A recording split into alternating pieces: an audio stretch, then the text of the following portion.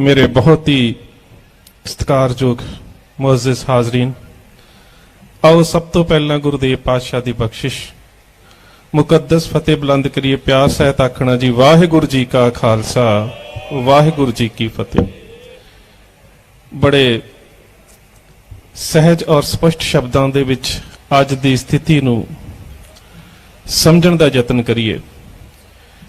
थोड़ा जा पिछे चलीए ते कोई 4 दहाके पिछे चले जाइए। हिंदुस्तान के लोगों के कोल खाण नूं रोटी नहीं सी। इत्थों तक कि कणक जिहड़ी सी ये भी रशिया तो मंगवाई जाती सी, क्योंकि लोगों के कोल पेट भरन वास्ते ना रोटी सी ना चावल सी। एक नारा दिता गया, ग्रीन रेवोल्यूशन, हरी क्रांति, हरा इनकलाब। ते पंजाब के किसान ने इन्नी ज़्यादा मेहनत की कि उसने सारे हिंदुस्तान का ढिड भरिया। बेशक असी खिते के पक्षों खेत्रपाल के पक्षों बड़े घट सी, असी गिणती के पक्षों बड़े घट सी, पर मेहनत इन्नी ज़्यादा की कि सारे हिंदुस्तान का ढिड भरिया। उहदे दौरान साडे उपर एक बड़ा सूखम जिहा हमला होया। असी उस हमले नूं समझ ना सके। जेकर खाना असी आप ही हुंदा, जेकर साडियां लोड़ां साडे तक, साडे परिवारां तक जां साडे पंजाब दे समाज तक सीमित हुंदियां तां शायद सानूं इह ज़हरां खाण दी लोड़ नहीं सी पैणी। स्टेट नूं, सरकार नूं साडी उपज दी लोड़ सी ते सानूं कई तरह दे इंसैक्टीसाइड और पैस्टीसाइड, नदीननाशक दवाइयां ते कीटनाशक दवाइयां दा सहारा लेना पिया। हौली हौली उस खेतर दे विच दुनिया के जिहड़े वड्डे बैंकर जिहड़े आ चुके सी, रॉकफेलर घराणियां वर्गे, उन्हां दीयां कंपनियां बायर ते मनसेंटो दे आए इंसैक्टीसाइड ते पैस्टीसाइड्स दी असीं वरतों कीती। काहदे वास्ते? कि ढिड इस देश दा भरिया जावे। ते सानू की मिलिया? सानू उन्हां रसायनिक खादां और दवाइयां दे विचों कैंसर ते होर कई नामराद बीमारियां मिलियां। थोड़ा जिहा इतिहास का अध्ययन करके वेखो। गुरु तेग बहादुर साहब के प्रगट दिहाड़े का 400 साला असी अगले साल मनाउण जा रहे हैं। मालवे की धरती गए तो पता लगा कि मालवे के कुछ किसानों ने तंबाकू की खेती शुरू की है। पातशाह ने रोक दिता सी। पातशाह ने कहा सी नहीं, जिहड़ा पंजाब का बशिंदा होवेगा वह तंबाकू की खेती नहीं करेगा, क्योंकि एक जहर है, और एक ऐसा जहर ਜਿਹੜਾ केवल ते केवल लै रहा व्यक्ति हुंदा उही प्रभावित नहीं हुंदा, ਜਿਹੜਾ ਉਹਦੇ ਕੋਲ खड़ा हुंदा है वह भी प्रभावित हुंदा है। मैडिकल की भाषा दे तुसीं एक्टिव ते पैसिव स्मोकर दे बारे ज़्यादा जानते हो, मैं बहुता विस्तार च नहीं जाना। सो मेरा कहण तो भाव सी कि जेकर पंजाब की धरती के उपर एक जहरीली चीज़ उगाउण की गल आई ते गुरुदेव पातशाह ने रोक दिता।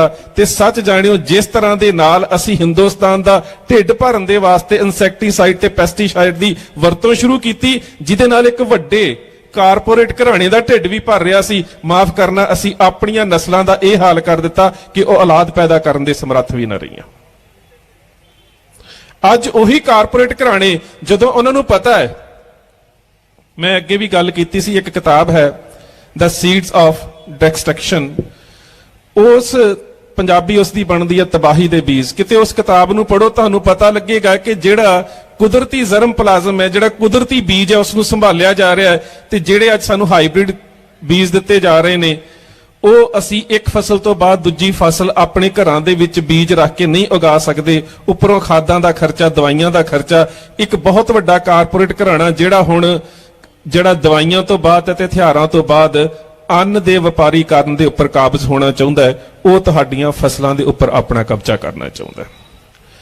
ਅਗਲੀ ਗੱਲ ਆ ਜਾਂਦੀ ਹੈ कि असी वो नहीं रह गए, साडे च 2 खूबियां सी। इस सारे सिस्टम ने, इस गंदी राजनीति ने और इन्हां कारपोरेट घराणियां दे, सनती घराणियां दा जिहड़ा वपारीकरण साडी खेती दा, साडे सारे खित्ते दा कर दिता गया।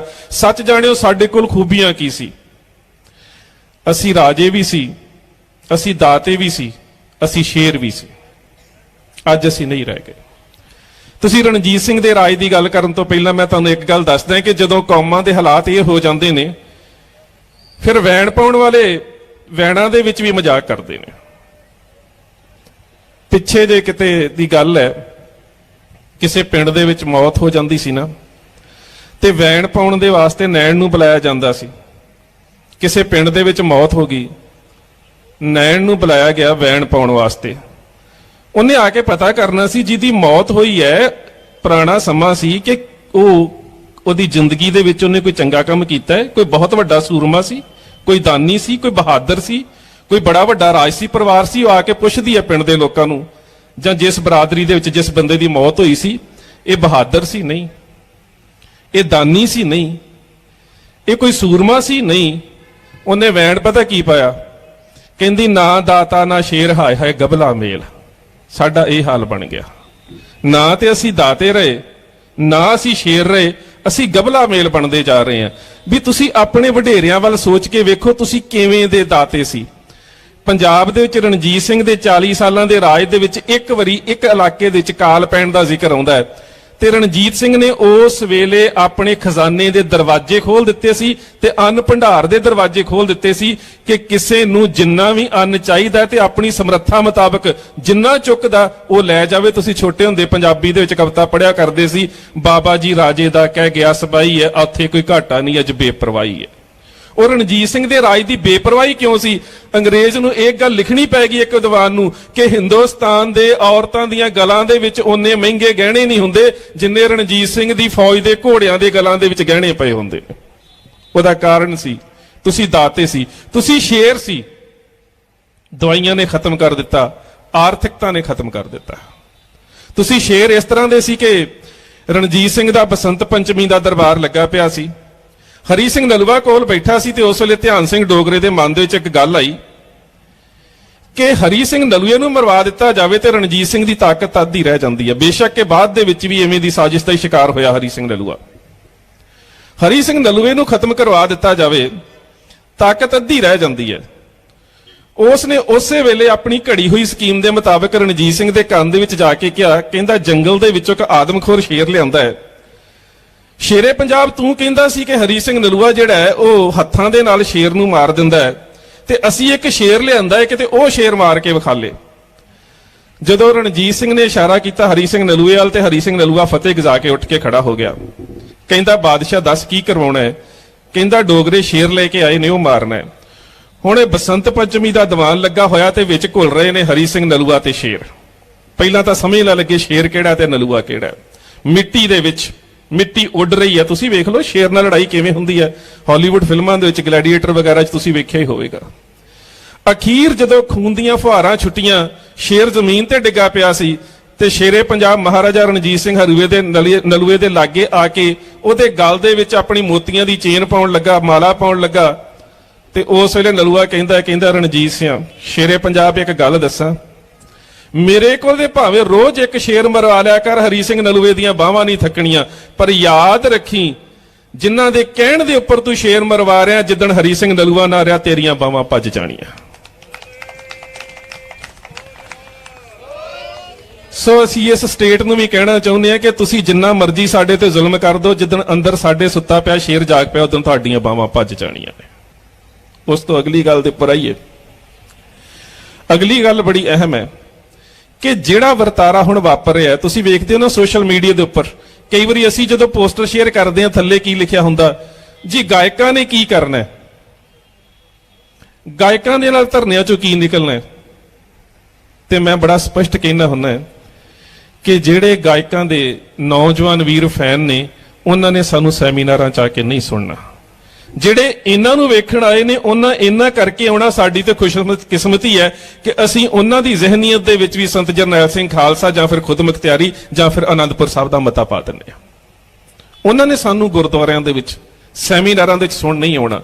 ਦੂਜੀ ਗੱਲ, ਜਿਹੜੇ ਇਹ ਵੀਰ ਨੇ, ਸਾਰੀਆਂ ਸਟੇਟਾਂ ਦੇ ਵਿੱਚ ਬੰਦ ਦੀ ਗੱਲ ਚੱਲੀ, ਸੰਘਰਸ਼ ਪਹਿਲਾਂ ਵੀ ਹੋਏ ਆ।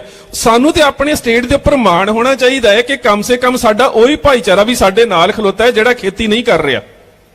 ਤੁਸੀਂ ਹੋਰ ਕਿਸੇ ਸਟੇਟ ਦੇ ਮੈਨੂੰ ਦੱਸ ਦਿਓ ਕਿ ਲੋਕ ਗਾਇਕ ਜਿਹੜੇ ਨੇ ਉਹਨਾਂ ਲੋਕਾਂ ਦੇ ਸੰਘਰਸ਼ ਦੇ ਵਿੱਚ ਸ਼ਾਮਲ ਹੋਏ ਨੇ, ਪਰ ਸਾਡੇ ਵਿੱਚ ਇਹ ਗੱਲ ਨਹੀਂ ਸੀ ਜਿਹੜੀ ਹੁਣ ਸਾਡੀ ਮਾਨਸਿਕਤਾ ਦੇ ਵਿੱਚ ਭਰਦੀ ਜਾ ਰਹੀ ਹੈ ਕਿ ਅਸੀਂ ਸੰਘਰਸ਼ ਕਰਦੇ ਵੀ ਹਾਂ ਤੇ ਸੰਘਰਸ਼ ਦੇ ਵਿੱਚ ਕੁਝ ਖੂਬੀਆਂ ਜਾਂ ਖਾਮੀਆਂ ਰਹਿ ਜਾਂਦੀਆਂ ਨੇ, ਤੇ ਜੇ ਤੇ ਸੰਘਰਸ਼ ਉੱਭਰ ਕੇ ਆ ਜਾਵੇ ਤੇ ਅਸੀਂ ਬੰਦੇ ਨੂੰ ਬੜਾ ਵੱਡਾ ਲੀਡਰ ਜਾਂ ਨੇਤਾ ਬਣਾ ਦਿੰਦੇ ਆ। ਉਹਦੇ 'ਚ ਇੱਕ ਅੱਧੀ ਖਾਮੀ ਆ ਜਾਵੇ ਤੇ ਫਿਰ ਕਹਿੰਦੇ ਲੈ ਲਿਆ ਜੇ ਕਿਸਾਨਾਂ ਦੇ ਸੰਘਰਸ਼ 'ਚ ਹਿੱਸਾ, ਕੀ ਮਿਲਿਆ ਤੁਹਾਨੂੰ, ਹੁਣ ਕਿੱਥੇ ਗਿਆ ਸੰਘਰਸ਼।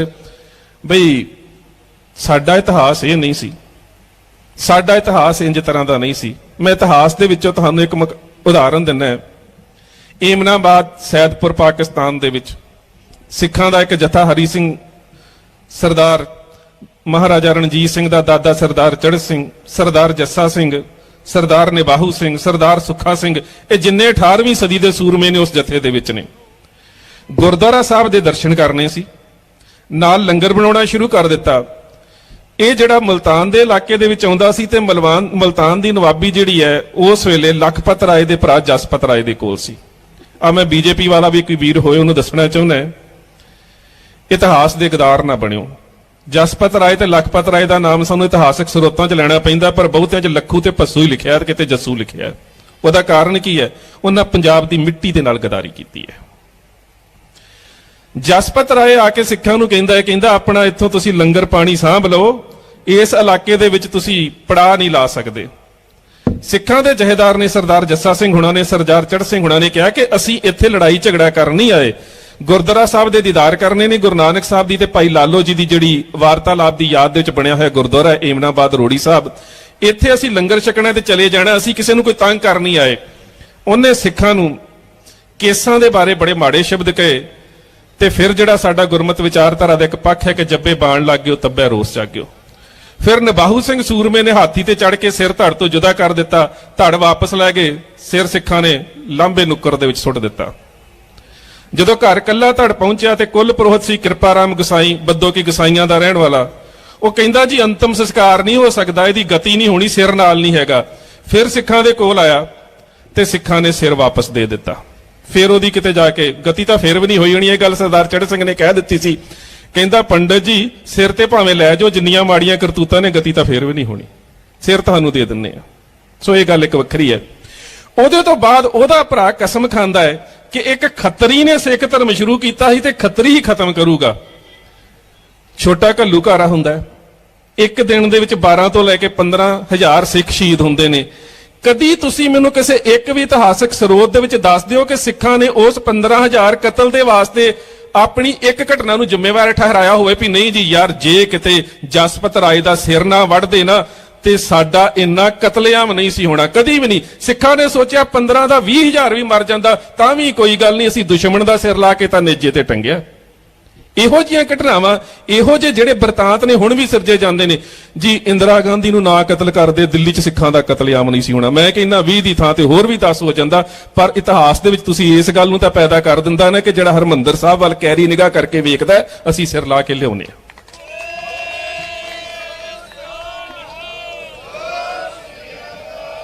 ਤੁਸੀਂ ਇਤਿਹਾਸ ਦੇ ਵਿੱਚ ਉਸ ਮਿਸਾਲ ਨੂੰ ਦਰਜ ਕਰਨਾ ਹੈ। ਜਦੋਂ ਇਤਿਹਾਸ ਦੇ ਵਿੱਚ ਮਿਸਾਲਾਂ ਦਰਜ ਕੀਤੀਆਂ ਜਾਂਦੀਆਂ ਨੇ ਉਦੋਂ ਇਹ ਨਹੀਂ ਵੇਖਿਆ ਜਾਂਦਾ ਕਿ ਜਾਨੀ ਤੌਰ ਤੇ ਸਰੀਰੀ ਤੌਰ ਤੇ ਨੁਕਸਾਨ ਕਿੰਨਾ ਹੁੰਦਾ ਹੈ, ਉਦੋਂ ਇਹ ਵੇਖਿਆ ਜਾਂਦਾ ਹੈ ਕਿ ਇਸ ਘਟਨਾਕ੍ਰਮ ਦੇ ਨਾਲ ਅਸੀਂ ਜ਼ਮੀਰ ਨੂੰ ਕਿੰਨਾ ਉੱਪਰ ਚੁੱਕਿਆ। ਉਦੋਂ ਸਰੀਰ ਨਹੀਂ ਵੇਖੇ ਜਾਂਦੇ, ਉਦੋਂ ਜ਼ਮੀਰ ਵੇਖੀ ਜਾਂਦੀ ਹੈ।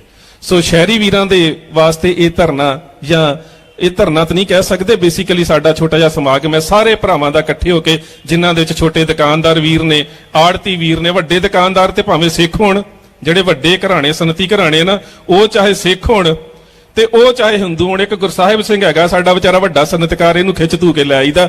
ਬਾਕੀ ਵੱਡੇ ਸਨਅਤਕਾਰ ਜਿਹੜੇ ਆ ਇਹਨਾਂ ਇਕੱਠਾਂ ਦੇ ਵਿੱਚ ਨਹੀਂ ਆਉਂਦੇ। ਪਰ ਜਿੰਨੇ ਕੁ ਤੁਸੀਂ ਆਏ ਹੋ, ਇੱਕ ਗੱਲ ਨੂੰ ਹਮੇਸ਼ਾ ਆਪਣੇ ਹਿਰਦੇ 'ਚ ਵਸਾ ਕੇ ਰੱਖਿਓ ਕਿ ਕੇਵਲ ਤੇ ਕੇਵਲ ਗੁਰੂ ਨਾਨਕ ਸਾਹਿਬ ਦੇ ਜਿਹੜੇ ਸ਼ੁਰੂ ਕੀਤੇ ਗਏ ਲੰਗਰ ਨੂੰ, ਲੰਗਰ ਖਾਣ ਦੀ ਪ੍ਰਵਿਰਤੀ ਨੂੰ ਹੀ ਆਪਣੇ ਹਿਰਦੇ 'ਚ ਨਹੀਂ ਵਸਾਉਣਾ, ਕਿਰਤ ਨੂੰ ਵੀ ਵਸਾ ਕੇ ਰੱਖਣਾ। ਇਹ ਬੜਾ ਅਹਿਮ ਜੇ।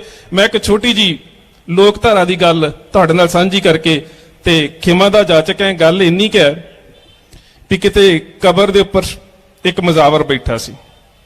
ਬੈਠੇ ਨੇ ਇਮਾਮ ਸਾਹਿਬ, ਬੈਠੇ ਨੇ ਖਾਨ ਸਾਹਿਬ, ਬੈਠੇ ਨੇ। ਇਸਲਾਮ ਦੇ ਵਿੱਚ ਕਬਰ ਦੀ ਕੋਈ ਅਹਿਮੀਅਤ ਨਹੀਂ ਹੈ, ਬਿਦਅਤ ਦੇ ਵਿੱਚ ਆ ਜਾਂਦੀ ਹੈ ਮੇਰੇ ਖਿਆਲ ਦੇ ਨਾਲ। ਬਿਲਕੁਲ ਬਿਦਅਤ ਹੈ ਜੀ, ਜਿਸ ਤਰ੍ਹਾਂ ਅਸੀਂ ਕਹਿ ਦਈਏ ਕਿ ਸਭ ਤੋਂ ਵੱਡਾ ਗੁਨਾਹ ਹੈ, ਇਸੇ ਤਰ੍ਹਾਂ ਇਸਲਾਮ ਦੇ ਵਿੱਚ ਜਿਵੇਂ ਕੁਫਰ ਹੈ, ਸ਼ਿਰਕ ਹੈ, ਸ਼ਿਰਕ ਫਿਲ ਇਬਾਦਤ ਹੈ, ਉਸ ਤੋਂ ਬਾਅਦ ਬਿਦਅਤ ਹੈ। ਤੇ ਕਬਰ ਦੀ ਪੂਜਾ, ਕਬਰ ਤੇ ਸਿਜਦਾ ਕਰਨਾ, ਨਮਾਜ਼ ਪੜ੍ਹਨੀ, ਕਿਸੇ ਤੁਹਾਡੇ ਵਡੇਰੇ ਬਜ਼ੁਰਗ ਦੀ ਹੈ, ਸਤਿਕਾਰ ਕਰਨਾ ਵੱਖਰੀ ਗੱਲ ਹੈ। ਪਰ ਉੱਥੇ ਉਹ ਚੀਜ਼ਾਂ ਜਿਹੜੀਆਂ ਨੇ ਉਹ ਕਰਨੀਆਂ ਜੋ ਕਿ ਮਸਜਿਦ ਦੇ ਵਿੱਚ ਹੋ ਸਕਦੀਆਂ ਨੇ, ਉਹ ਬਿਦਅਤ ਹੈ, ਉਹ ਗੁਨਾਹ ਹੈ। ਕਬਰ ਦੇ ਉੱਪਰ ਮਜ਼ਾਵਰ ਬੈਠਾ ਸੀ, ਬੜੇ ਪੈਸੇ ਲਈ ਜਾਵੇ ਲੋਕਾਂ ਕੋਲ। ਤੁਸੀਂ ਹੁਣ ਵੀ ਵੇਖਦੇ ਹੋ ਬਥੇਰੇ ਪੈਸੇ ਥਰੀਆਂ ਚਾਦਰਾਂ ਤੇ ਚੜੀ ਜਾਂਦੇ ਨੇ। ਉਹ ਬੜੇ ਪੈਸੇ ਆਈ ਜਾਣ ਤੇ ਵਿਚਾਰਾ ਜੱਟ ਕੋਈ ਲਾਗੋਂ ਦੀ ਲੰਘਣ ਦਿਆ ਸੀ, ਉਹਨੇ ਸੋਚਿਆ ਕਣਕ ਕੁਣਕ ਦਾ ਕੰਮ, ਝੋਨੇ ਦਾ ਕੰਮ ਤੇ ਬੜਾ ਔਖਾ, ਆਹ ਕੰਮ ਬੜਾ ਸੌਖਾ ਜਿਹਾ। ਚਲੋ ਲਾਗੇ ਜਾ ਕੇ ਬਹਿ ਗਿਆ। ਉਹਨੇ ਵੇਖਿਆ ਕਿ ਉਹਦੇ ਲਾਗੇ ਛਾਗੇ ਚੇਲੇ ਵੀ ਬੜੇ ਸੀ। ਕਹਿੰਦਾ ਤੁਸੀਂ ਪੈਸੇ ਤੇ ਬਾਬਿਓ ਬੜੇ ਕਮਾਲੇ ਕਬਰ ਤੇ ਬਹਿ ਕੇ, ਪਰ ਤੁਹਾਡੇ ਤੋਂ ਵੱਧ ਗਿਆਨੀ ਆ ਮੈਂ ਦੱਸ ਸਕਦਾ ਤੁਹਾਡੇ ਦਿਲ 'ਚ ਕੀ ਆ। ਹੁਣ ਬੜਾ ਹੈਰਾਨ ਹੋਇਆ ਜਿਹੜਾ ਕਬਰ ਤੇ ਬੈਠਾ ਮੁਜਾਵਰ ਸੀ ਵੀ ਮੇਰੇ ਤੋਂ ਵੱਡਾ ਜਾਣੀ ਜਾਣੀ ਆ ਗਿਆ। ਲੋਕਾਂ ਦੇ ਵਿੱਚ ਤਾਂ ਇਹ ਪ੍ਰਚਾਰਿਆ ਜਾ ਰਿਹਾ ਕਿ ਮੈਂ ਵੱਡਾ ਜਾਣੀ ਜਾਣਿਆ ਤਾਂ ਮੈਨੂੰ ਪੈਸੇ ਚੜਾਏ ਜਾ ਰਹੇ ਆ। ਦੇਸੀ ਜਿਹਾ ਜੱਟ ਆ ਕੇ ਕਹਿ ਰਿਹਾ ਮੈਂ ਤੁਹਾਡੇ ਤੋਂ ਜਾਣੀ ਜਾਣਿਆ, ਮੈਂ ਦੱਸ ਸਕਦਾ ਦਿਲ 'ਚ ਕੀ ਆ। ਕਹਿੰਦਾ ਦੱਸ ਫਿਰ। ਕਹਿੰਦਾ ਪਹਿਲਾਂ ਇਹ ਦੱਸ ਕਿ ਜੇ ਮੈਂ ਦੱਸ ਦਵਾਂ ਤੇਰੇ ਦਿਲ ਦੇ ਵਿੱਚ ਕੀ ਹੈ ਤੇ ਤੇਰੇ ਅੱਗੇ ਜਿੰਨੇ ਪੈਸੇ ਪਏ ਮੈਨੂੰ ਦੇ ਦੇਗਾ। ਉਹਨਾਂ ਸਮੇਂ ਵਿੱਚ ਕੋਈ 100 ਰੁਪਈਆ ਪਿਆ ਹੋਣਾ। ਕਹਿੰਦਾ ਠੀਕ ਹੈ ਤੂੰ ਦੱਸ ਦੇ ਮੈਂ ਦੇ ਦੂੰਗਾ। ਕਹਿੰਦਾ ਦੱਸ ਤੇਰੇ ਦਿਲ 'ਚ ਕੀ ਹੈ। ਦੱਸਾਂ? ਕਹਿੰਦਾ ਦੱਸ। ਕਹਿੰਦਾ ਤੇਰੇ ਦਿਲ 'ਚ ਅੱਲਾ। ਹੁਣ ਕੀ ਕਵੇ ਨਹੀਂ ਹੈਗਾ, ਫਸ ਗਿਆ ਨਾ। ਦੇਸੀ ਝੱਟ ਨੇ ਫਸਾਤਾ। ਜੇ ਕੋਈ ਅੱਲਾ ਨਹੀਂ ਹੈਗਾ ਤੇ ਲੋਕਾਂ ਨੇ ਜੁੱਤੀਆਂ ਮਾਰਨੀਆਂ ਵੀ ਜੇ ਤੇਰੇ ਦਿਲ 'ਚ ਰੱਬ ਹੀ ਨਹੀਂ ਹੈਗਾ ਇੱਥੇ ਬੈਠਾ ਕਿਉਂ ਆ। ਬੜਾ ਹੈਰਾਨ ਹੋਇਆ, ਪੈਸੇ ਚੁੱਕ ਕੇ ਸਾਰੇ ਫੜਾ ਦਿੱਤੇ। ਹੁਣ ਪੀਰ ਜਿਹੜਾ ਉੱਥੇ ਬੈਠਾ ਸੀ ਨਾ, ਉੱਥੇ ਪੀਰ ਜਿਹੜਾ ਬੈਠਾ ਸੀ ਸ਼ੈਤਾਨ, ਉਹ ਵੀ ਬੜਾ ਸੀ। ਉਹ ਕਹਿੰਦਾ ਠਹਿ ਜਾ। ਕਹਿੰਦਾ ਹੁਣ ਤੂੰ ਮੈਨੂੰ ਦੂਣੇ ਦੇਵੇਂਗਾ ਜੇ ਮੈਂ ਦੱਸ ਦੇਵਾਂ ਤੇਰੇ ਦਿਲ 'ਚ ਕੀ ਆ। ਜੱਟ ਬਹਿ ਗਿਆ। ਕਹਿੰਦਾ ਦੱਸ। ਕਹਿੰਦਾ ਮੈਂ ਦੱਸਾਂ ਤੇਰੇ ਦਿਲ 'ਚ ਕੀ ਆ। ਕਹਿੰਦਾ ਕੀ? ਕਹਿੰਦਾ ਵਾਹਿਗੁਰੂ। ਜੱਟ ਕਹਿੰਦਾ ਮੈਂ ਤੇ ਨਾ ਹੀ ਪਹਿਲੀ ਵਾਰੀ ਸੁਣਿਆ ਸੀ ਤੇ ਲਾਲਾਂ ਵਾਲੇ ਪੀਰ ਤੇ ਜਾਂਦੇ ਆ। ਸੋ ਪੈਸੇ ਉਹ ਵੀ ਲੈ ਗਿਆ। ਸੋ ਸ਼ਹਿਰੀ ਵੀਰੋ ਇੰਨੀ ਬੇਨਤੀ ਹੈ ਵੀ ਹੁਣ ਇਹ ਨਾ ਕਹਿ ਦਿਓ ਕਿਸਾਨਾਂ ਦਾ ਨਾਂ ਹੀ ਪਹਿਲੀ ਵਾਰੀ ਸੁਣਿਆ। ਗੁਰੂ ਨਾਨਕ ਸਾਹਿਬ ਦਾ ਲੰਗਰ ਖਾਣਾ ਇਹਨਾਂ ਯਾਦ ਰੱਖਿਓ। ਕਿਰਤ ਕਰਨ ਦਾ ਸਿਧਾਂਤ ਵੀ ਆਪਣੇ ਹਿਰਦੇ 'ਚ ਵਸਾ ਕੇ ਰੱਖਿਓ। ਸੋ ਇੰਨੀਆਂ ਕੁ ਬੇਨਤੀਆਂ ਪ੍ਰਵਾਨ। ਬਹੁਤ ਸਾਰੇ ਬੁਲਾਰੇ ਨੇ ਮੇਰੇ ਬਹੁਤ ਸਤਿਕਾਰਯੋਗ ਵੀਰ, ਉਹਨਾਂ ਨੇ ਤੁਹਾਡੇ ਨਾਲ ਵਿਚਾਰ ਸਾਂਝੇ ਕਰਨੇ ਨੇ। ਆਓ ਗੁਰੂ ਪਾਤਸ਼ਾਹ ਦੀ ਬਖਸ਼ਿਸ਼ ਮੁਕੱਦਸ ਫਤਿਹ ਬੁਲੰਦ ਕਰੀਏ। ਪਿਆਰ ਸਹਿਤ ਆਖਿਓ ਜੀ ਵਾਹਿਗੁਰੂ ਜੀ ਕਾ ਖਾਲਸਾ ਵਾਹਿਗੁਰੂ ਜੀ ਕੀ ਫਤਿਹ। ਮੈਂ ਇੱਕ ਵਾਰ ਫੇਰ ਤੋਂ